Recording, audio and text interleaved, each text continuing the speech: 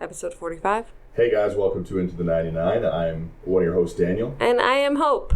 Today it's just the two of us talking.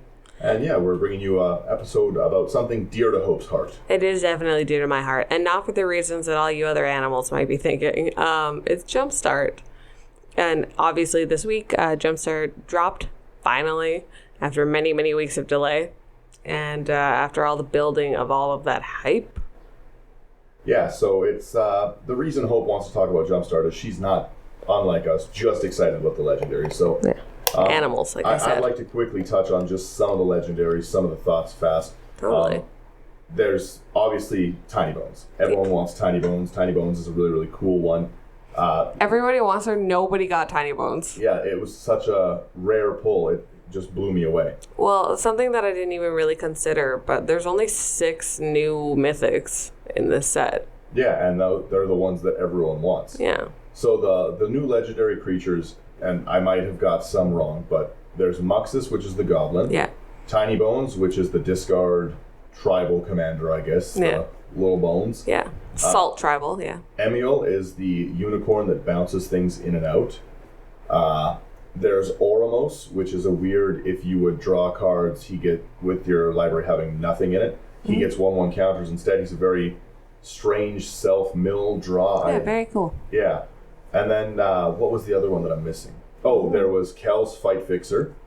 And then there was the Naeth of the Dire Hunt, which is a very exciting one, I think. Yeah, very cool. Brewback. Brewback, yes, is one of the ones that I think is going double to... mill. I actually personally think Brewback's headed towards a ban, which is sad. It hasn't been out enough to see or do anything yet, but I can't see a way where he wouldn't be banned. Really? His ability is too strong for what he brings. How much does he cost to play? He's 2 mana.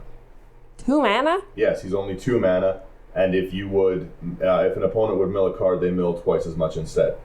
So with something like, I think it's Sphinx's Tutelage, is whenever you draw a card, they reveal the top 2 cards of their library. Oh, and if they share... They share a color, like if any of them share a color, then they repeat. But with Brewback out, it doubles it, you'll mill 4, and if any of those 4 repeat, it'll be there. So that is enough to mill... that'll deck someone. Yeah, well, and the other thing is Traumatize. We've talked about it before, but you stack your replacement triggers how you would like and how you count. So with Traumatize, it's target player mills half of their deck, and if they have an even number, half of their deck doubled will be that. So you'll count the half first. If half is 40 and they have 80 cards, 40 will double to 80. You'll full mill them with 1 Traumatize for 5 mana. That's disgusting. With the persistent petitioners, sorry for that. I can't say those words fast. He's an advisor himself, so you only need 3 more of them out to be able to... And then you tap the persistent petitioners. What do they mill for? 12 normally? Yes. So they'll mill for 24? Correct. That's pretty gross. Yeah, so it's... just for reference, persistent petitioners, if you're not familiar, is one of the cards you can have as many as you want in your deck, so it's like a relentless rats. Yeah, they're 2 mana to cost, and they have tap 4 untapped advisors to mill some. The target player mills 12 cards. Yeah. And like you said, with Brewback, big boys, go big or go home. Well, exactly. He's just very, very strong in general. That's fair. And I do think that, like I said, that he is one of the most ban-worthy commanders I've seen, and I'm about to build it. I haven't played against it, but there's things like Archive Trap. Archive Trap is if an opponent searches their library, you can cast it for 0. And with Brewback out, I believe it would mill them 26. I don't understand. Archive Trap mills for 13. Oh, okay. Great. So yeah, with something like that out, it would just mill them twice as much as that. Like he's just very, very strong in general, and mill really annoys people. Yes, it does. Like I said, I want to be able to play my deck. So yeah, and I've said that every single time we talk about mill. I'm like, it just tilts me because.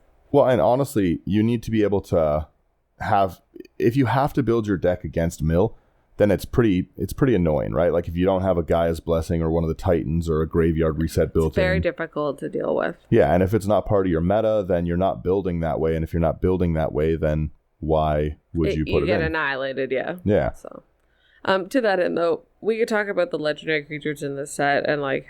Well, they were exciting and stuff, but I think part of the reason that I wanted to start with that is what their excitement has done, and that's the point you want to touch on the most. Yeah, so essentially because there's so many cool new cards and also like excellent chase reprints, in addition to the obnoxious amount of M21 cards, there's 120, and I have a lot of feelings about that, but cracking a speaker of the heavens in those packs is painful.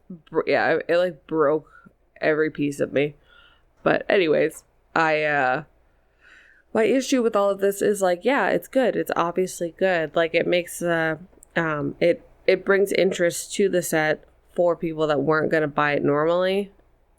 However, it really screwed over all the people that it was kind of targeted towards. Yeah, in my opinion, like this should have been an entry level set, and it should have been like a fun, whether it was entry level or just like you're waiting for your friends to get to the LGS, so you and a couple buddies buy a couple packs of Jumpstart and bing bang boom, play 2 games and have a good time, you know. And instead, it became this like $100 more than the initial sales cost for a box, and like the price of packs doubled, and like it's skyrocketed because the demand from Commander players is enormous. Yeah, because it's not like it's only legal in Eternal formats.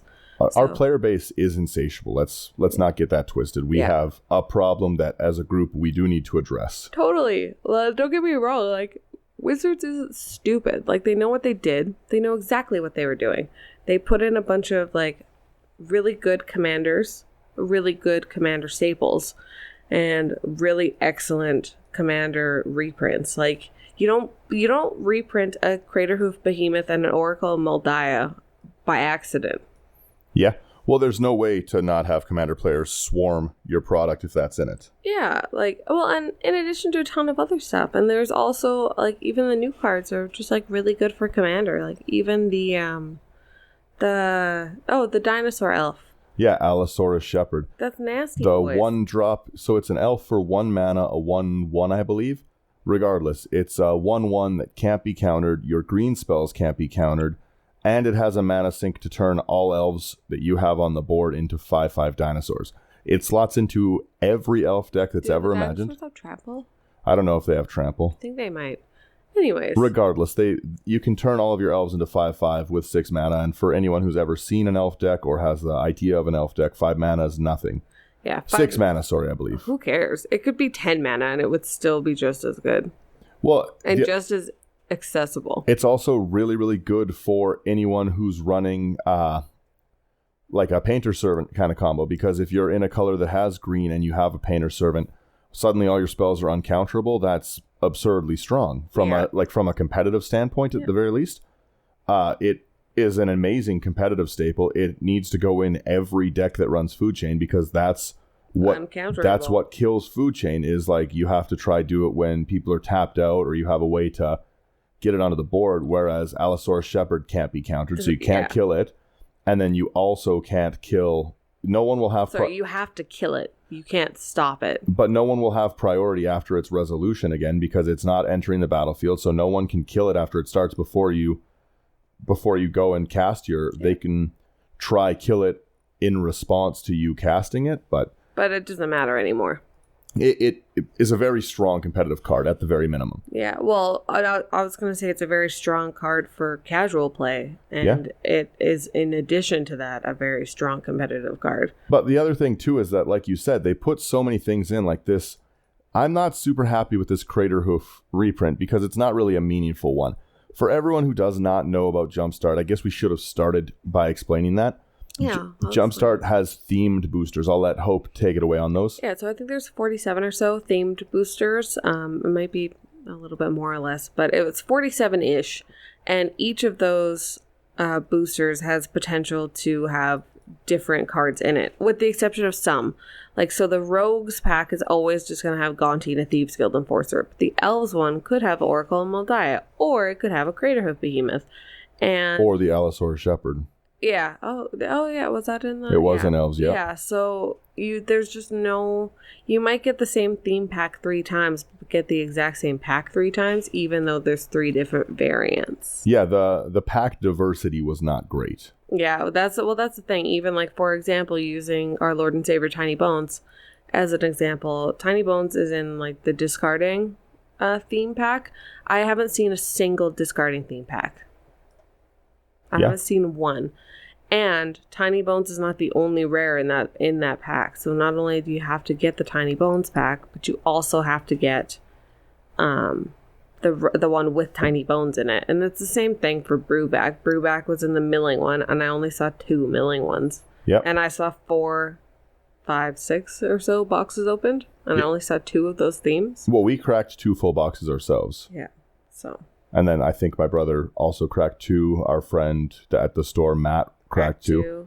Fred Riley cracked 1. Yeah, some of the boxes were disappointing, to say the least. Yeah, they certainly weren't created equally, but it's like they're disappointing to crack, but that's not what they're meant for, which is kind of my point. It's like they're not meant for this. They're meant to be played. They're not meant to be just opened. Well, and until you had brought it up, I actually had never even considered the fact that wasn't what they're for, because that's how I consume products. I know. I'm personally not a draft player.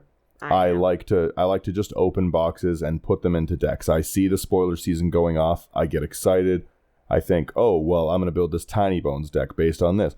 Oh, Brewvac would function with blah, blah, blah. Emiel with some unicorn flickers. That'll be such an exciting card to do. I personally crack packs in that regard, where I like to open them up, see what's in them, and go from there. And that isn't what this product really was meant for. Not at all. Like in that space, like every single bit of Jumpstart that I got, I wanted to play because I think it's fun, and I also like those like super limited formats. Like I really like Draft, and I really like Sealed, and I like Jumpstart. So I played with some of our friends as well as my boss, like the owner of our LGS. Like he had a couple packs, I had a couple packs, and I was like, let's do this thing. Well, and it from everything that I've seen, it is a very pleasant in-game experience to get into. Mm-hmm. Like, so the other part of the packs is that it's basically made to be half of a deck. You're meant to open the packs, shuffle them together, and play. So they all have lands. They have one specific special art Jumpstart land that is, in some cases, very expensive. The Phyrexian Swamp is a really good example. They also have the thriving land, so you can color fix if you need to. Oh, those are awesome. Yeah, let's have a quick conversation about those as well. The thriving lands, a lot of people weren't very excited about. I think they're super good. They're significantly better than any guild gate. Yeah, well, because you get to choose your colors. Yes, exactly. So they're so playable. Well, and especially in 5 colors, like the ability to look at your hand and see, okay, black. Yeah, exactly. I need some black, so I'll put this down. You're still getting the tapped land. It's still a little slow compared to what you'll get with a dual land, but these are inclusions for free in a pack. Yeah, exactly. Right? Like I think that they are commander staples. They should be in people's binders because they are going to color fix. Anything above 3 colors is getting really expensive into a mana base. Totally. Even in 3 colors. Even if, let's say, you just want to use like Triumph. I meant 3 or above, yes. Yeah. And that's just it. Like in a 2-color deck, you can pretty easily justify, I'm going to get these shocks. I'll figure it out. But like in anything like that, the fetchable, that's why the Triumphs are so good, is because they're fetchable in it. And these are not fetchable. Unfortunately, they're not a thriving forest. Could you have imagined? But like, who cares? Yeah, but they are really good. Like the ability to color fix is just a significantly good thing for commander players. We should hope that they have more products like this. I'd like to see better, but in honesty, I think these are better than the temples. Same. Like I said, like these are they're affordable options, which I live for. Yeah. And not that everything needs to be affordable, but like it's land, and having an accessible land. Anything that makes it better for commander players to get into, I'm going to support. Well, especially because at the end of the day, like we've said it time and time again, commander is supposed to be a casual format. Mm-hmm. You can play it competitively, but it's supposed to be casual. So if you have a casually accessible color fixing land, I'm down with that. I'm so here for that. Well, that's just it, because a lot of times people don't really have the budget to go out, get into a very expensive deck. And, maybe that's the land base is what's holding them back. It's not playing more of these thriving lands, things like that are going to come in, let you choose an extra color, fix what's in your hand and make it playable, is going to let you see, is this deck worth investing more into? And stuff like that does drive business to an LGS. It does drive more people out to play because they feel like now now I can try this deck. Like, oh, well, let me try this Yarok deck out now that I didn't have the mana base for before. And sure, it'll be a little bit slower, but at least you get a test version. Yeah. Well, the now I can is something that I really like. Or even, let's say that you had a player go out and play Jumpstart the way that it's quote-unquote supposed to be played. What Jumpstart is meant to be. Yeah. And they crack a legendary creature and they're like, wow, this is really neat. And then they have those 2 thriving lands and they're like, well, maybe I'll give Commander a try because I played some Jumpstart. I've got all of these staples. Maybe I'll try to build a deck. I'm already at the LGS. Let's do this. You know, like that's awesome. That's exciting stuff. Like that might be the thing that brings somebody into the format. And for me, like the more people in the format, the better. That's more people to play with. Yeah, I like to play Commander with a larger group of people. Yeah. I don't like playing with the same people over and over and over. If I have to, it's totally fine. Like obviously I love my friends, but like it's nice to get... It's nice to see new decks. Not everyone has a ton of decks like Hope and I, so not everyone gets that like deck diversity. So a lot of times you're playing the same 4 decks over and over and over against people. It is nice to see different things at the table. Totally. Well, or just even hang out with different people. Pleases me greatly. Yeah, we have, as I've said many times in the show, we have a wonderful play group out at our LGS. So lucky. And like there's so many people with so many different play styles. There's something for every level out at ours. There's competitive players, there's casual players.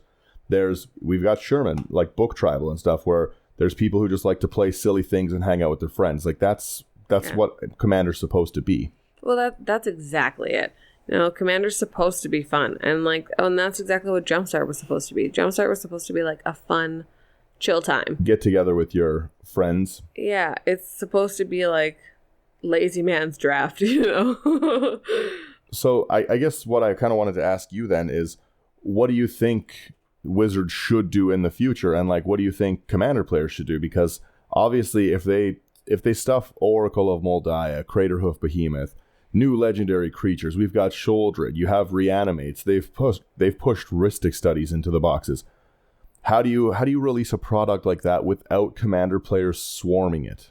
I don't think that Commander players are the issue. I do. We're degenerates. You're definitely an issue, but at the end of the day, I think the bigger issue came down to the fact that we had a lack of printing this round. That is true. If there was more available from release. Yeah, like some LGSs in different parts of like Canada and America, I don't know about anywhere else in the world, like some of them had tons of Jumpstart, and some got like us, like we had enough for the pre-orders, and then we had like a couple boxes. Like there was next to nothing. Well, most from what I've been able to see were shorted. Yeah. Well, yeah, everyone was shorted, but some had like enough. You know, I think it depended on kind of who's there and what the demand was. Well, yeah, like our biggest player base is Commander players. That's true. So obviously there are more pre-orders than like a standard LGS that maybe doesn't have the play group that we have. So I think that that's the biggest issue because of that, there wasn't anything available for everyone else. Yeah, there wasn't anything left because we had everyone just kind of flocked to it. There was a lot of hype up for it. Yeah. With Ikoria being pushed back so far as well, it did feel really back to back on like when you could get these when you're doing it. And now we have... Well, even Jumpstart got pushed back by like 3 or 4 weeks, and it still felt like it was just like bam, bam, bam. Well, and that's just it. And now we have the spoilers coming out for Double Masters starting Monday. We were wrong about it the last time, we thought. Yeah. But like they start Monday, so by the time Jumpstart hits stores again, everyone's going to either be excited or disappointed for it. Mm-hmm. Following this shortly, we'll have Battle for Zendikar come out. Like there is a lot of product coming out. Zendikar was... Not Battle for Zendikar. Yeah, bring back BFZ. Yeah, BFZ lands all day. BFZ Expeditions, baby. But yeah, there's no way to get Commander players away from buying that kind of stuff. No, I think the biggest thing is like everybody that was like foaming at the mouth for it, and now when we get the restock, everyone's gonna chill the heck out, which would be kind of nice. I was just a little bit disappointed that people couldn't just play Jumpstart. Well, and honestly, the price crash you're seeing already in Jumpstart because of its insane Commander demand is nuts. Allosaurus Shepherd on release date was at $110 price tag. Yeah. Yeah, which is disgusting. Yeah. Like, I expect it to go down, like, as the printing continues, but still. Yeah, well, a lot of them. But they did. They printed so many good cards. Like, for anyone who's ever seen a doubling season hit the table, that has the understanding of branching evolution, where it's just half a doubling season. If doubling season was awesome. If you put a 1/1 token on 1/1 counter on a creature you control, put 2 instead, or twice as many instead. Yeah, twice as many. Twice as many. Yeah, twice it's very important that's, wording. I was gonna say that's very important verbiage. Yeah, but. And that gets out of control. Like because that was one of the themes that I was playing. Yeah, the +1 theme. +1 theme. So I was playing that, and I had the new little cutie pig common from M21. That's the truffle snout. And so when he comes in, you can put 1/1 counters on him or something else, whatever. So it was like I doubled, and then I had the Hydra that was like if you have if you put a 1/1 counter on it. No. Or on another creature, put it on him. Yeah. And then also I had one that was like, if you have a creature with power 4 or greater, you put a 1/1 counter on it. So I put a 1/1 counter on that. Then I put a 1/1 counter on my Hydra. And then it was just like, it was an absolute bloodbath. You just had a real monster going? Yeah. But and that's fun. So, because also when I play Jumpstart, I don't look at the packs. I just look at the themes. I pull the lands off the back and I shuffle. I don't look. I just know how many lands there are. Well, you like to play blind games as well. Yeah, blind games are fun. So, I had a really good time with that. So I didn't know what I had. Well, and that's also how the other boys were playing, which was a really good time. So what would be your thoughts on them making Commander Jumpstarts? No. You don't think so? The ability to shuffle 3 decks together? No. Nobody's gonna play it. You think everyone will just take the rares out like everyone did this time? Yeah. I think that if they made one specifically for Commander, that exactly, the packs would just get cracked and that would be that. I think the exact same thing's going to happen with the Commander set. The Commander draft set. They're optimistic, thinking that I'm drafting. No, yeah, I would love to draft that. Maybe I might draft a game or two. I might pop in for an event. I love But draft. I'm just going to crack packs. Draft is so much fun. Especially like I'm a fiend for new legendary creatures. I know. I know. Y'all are. Yeah. So I know, like, it's if they made something specifically for Commander players would just buy it and open it, and there would be the odd one like myself that is like, I want to play, but for the most part, not gonna happen. Well, there was strong stuff in Jumpstart for every playstyle of Commander. Well, and they did that on purpose. Like I said, they wanted to have it as an intro product, but also have it as something that was gonna be actually consumed. Yeah, well, and it was gonna make them some money, and I'm sure it did. I guarantee it did. And I'm sure it's going to continue because that is a set that I will 100%, like if I'm at my LGS and I'm in between games, because we all know how long it can take to be in between games of Commander. Yeah. If I'm there and I'm waiting to play and I see somebody else waiting to play, I'll be like, yo, you want to drop $10 and play? Yeah, play Jumpstart, crack a few packs, and yeah, like let's just buy 2 each and call it a day. If those packs hit like a reasonable margin, if they sit around a $5 pack, which I realistically think they will, Canadian, I think is where they're gonna sit. But yeah, if they hit like that kind of a margin, there's good value in them, so it's not feel bad when you crack them, and like you said, it's a fun playable format. It's a new way to deal with boosters, and I do think that is, I think it is a step in the right direction. I think that the release was the wrong way. Yeah, well, exactly, like it gives us it gives a sort of incentive to buying a booster pack because you get to do something with it instead of just opening it. Instead of just cracking it at the counter and saying, "Hey, do you guys want any of these? Do you want these commons?" Yeah, it's a donation.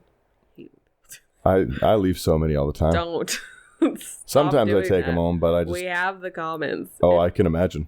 We have them, and if you don't want them, chances are we don't want them either. Yeah, nobody else wants them. Nobody wants them. We have so many. And if you took out the good common, we also don't have that common. Fair. So just think about that. It's a good insight for sure. Yeah, unless it's a standard legal set, go away. So.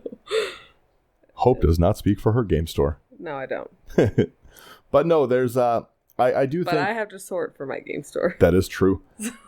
I think that there is a good way to do it, but I don't know if this was it. Like there is a step in the right direction. I loved cracking when there was masterpieces in it, as I've said before.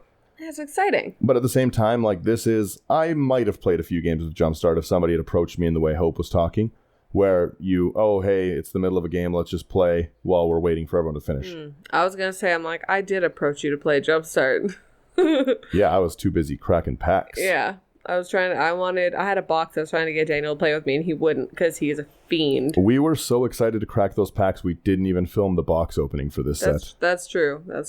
Yeah, I just had to, I needed that tiny bones. And we did not get him. No tiny bones. I love the tiniest bones on earth. Tiny bones is the only card I'm missing from my tiny bones deck. Tiny bones is the only card a lot of people are missing. Yeah, people. Shout out to our girl EDH Tiffany, who's also struggling. People were definitely rushing out to get discard cards when it was spoiled. Mm-hmm. Can't find a waste not in the city. Yeah, I definitely got the last one that was available. Yeah. So. But there is a lot of cool stuff in the set. If you guys haven't checked it out, you should obviously try play a few games of Jumpstart. Don't be an animal like me and just crack the packs. Don't be Daniel. Do as he says, not as he does. Yeah. Yeah, he's the worst. Yeah, like play a few games, like enjoy it. Maybe use it as a way to teach your friends to play Magic and get them in. Say, hey, we play this big format, but this is the basics of it, and let's play with this. There's no deck building required, no thought into it. We're just going to shuffle up and we're just going to play and see how it goes. Yeah. If you can get them like the basics of the rules and then give them a couple Jumpstart packs, exactly. Like they don't need to be an excellent deck builder, but it gives them an idea of like what they might want to put in a deck. Or if they're like, oh, well, I was missing small mana cost cards. And it's like, okay, great. Like now we know that that's something that you want to work on when you build your own deck. Or they can even take those packs and use it as like a stepping stone towards their Commander deck. You know, that's 40 cards. In honesty, the decks that they put together with it were pretty good. Yeah. Well, with the exception of the archaeology packs, I can't think of another one that had doubles also. Yeah. Because the archaeology one had the 2 Archaeomanders, which are quite good. They are very good cards. Yeah, I want to stockpile those for Commander. When they enter the battlefield, it's a 3-drop blue card. It's when it enters the battlefield, return target artifact from your graveyard to your hand. Yeah, so like it's literally meant to be Archaeomancer's brother kind of thing. Yeah, but it's for good. artifacts. It's really good. Yeah, but it is a super, super good card. Lots of them are fun to play. We're going to kind of wrap this one a little early today. I just wanted to know what everyone thought about Jumpstart. If you guys played it, did you pull anything good? Who has a tiny bones? Because Yeah, if you have a tiny bones and want to sell it, I happen to know someone who wants to buy one. Yeah. Cash in hand. Yeah, I'll pay too much for it. Yeah, I will too. I'll overpay. Don't think for a second that I won't overpay.